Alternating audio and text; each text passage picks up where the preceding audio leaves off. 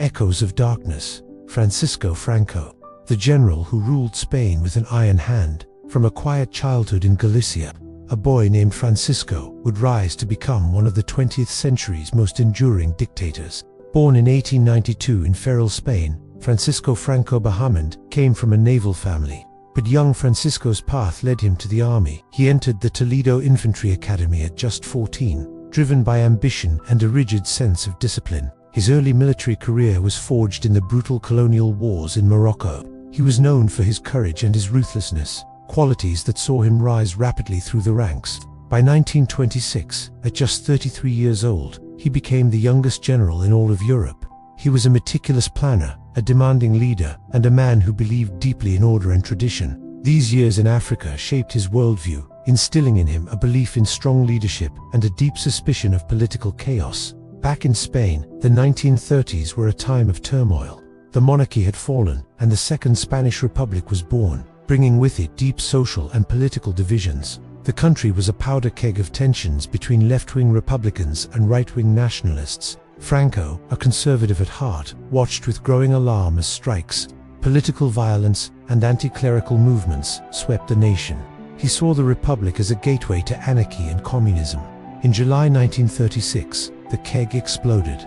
A group of military officers, including Franco, launched a coup against the Republican government. The coup failed to take control of the entire country, and what began as a swift power grab descended into the devastating Spanish Civil War. Franco, initially stationed in the Canary Islands, quickly flew to Morocco to take command of the elite army of Africa. He secured crucial support from Nazi Germany and Fascist Italy, whose planes and troops would be decisive in the conflict. The war was a brutal three-year struggle that tore Spain apart.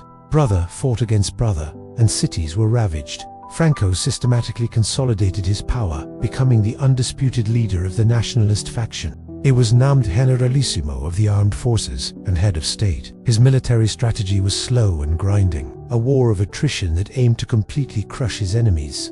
The bombing of Guernica became an international symbol of the war's horror, a stark example of the suffering inflicted upon civilians.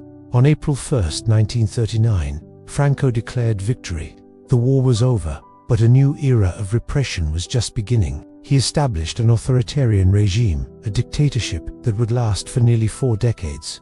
He declared himself Caudillo, the leader, ruling Spain with an iron hand. All political parties were banned, except for his own, the Falange. The press was censored, unions were dissolved, and regional languages and cultures, like Catalan and Basque, were suppressed. The years following the Civil War were known as the Years of Hunger. Spain was isolated, internationally and economically devastated. Franco's regime implemented a policy of autarky, or economic self-sufficiency, which ultimately failed, leading to widespread poverty and a thriving black market.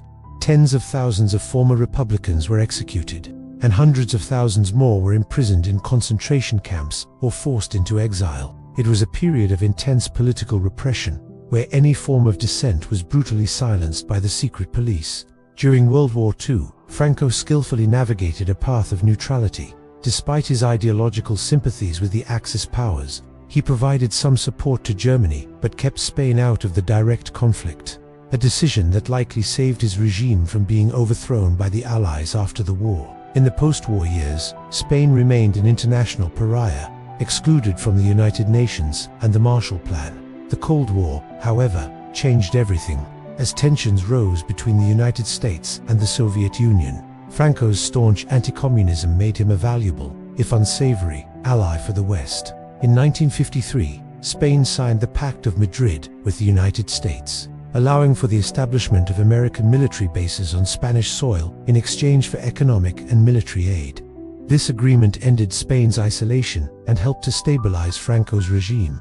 The 1960s brought an economic boom known as the Spanish Miracle. A new generation of technocrats in Franco's government opened the economy to foreign investment and tourism. The country rapidly industrialized, living standards rose, and a new middle class emerged. Sun-drenched beaches that were once empty now filled with tourists from across Europe, bringing in foreign currency and new ideas. But economic liberalization did not mean political freedom. The regime remained as repressive as ever, cracking down on student protests and labor strikes. As Franco aged, the question of succession loomed large. He had long before declared Spain a monarchy, but with no king on the throne.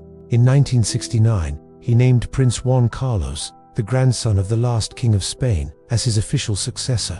Franco believed that Juan Carlos would continue his legacy, ensuring the survival of his authoritarian system. He spent years personally mentoring the young prince, preparing him to lead the nation according to his own vision. By the early 1970s, Franco's health was in steep decline. His public appearances became less frequent, and his grip on the country began to weaken. Yet, the machinery of the state he had built over decades continued to function. On November 20, 1975, Francisco Franco died at the age of 82. His death marked the end of an era that had defined Spain for almost half a century. 2 days after his death, Juan Carlos was proclaimed King of Spain. To the surprise of many, the new king did not uphold Franco's system. Instead, he carefully steered the country towards democracy. Within a few years, political parties were legalized, a new constitution was written, and free elections were held.